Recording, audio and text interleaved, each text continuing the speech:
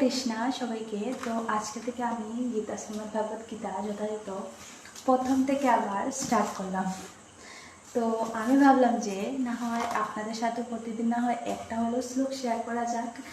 তো আজকে থেকেই আমি স্টার্ট করছি। তো প্রথম অধ্যায় বিষাদযোগ। ধৃতরাষ্ট্র উবাচ ধর্মক্ষেত্রে কুরুক্ষেত্রে সমবেদায়ুजुषवः मामका पांडवैश्चैव किम कुर्वत সঞ্জয়।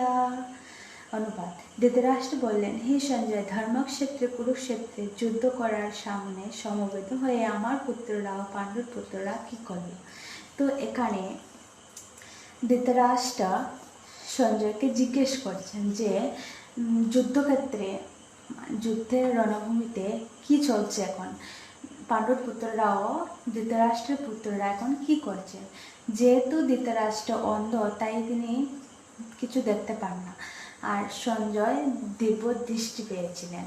সেই দিব্য দৃষ্টির প্রভাবে তিনি যুদ্ধক্ষেত্রে যা চলছে তা তিনি দেখতে পাচ্ছেন।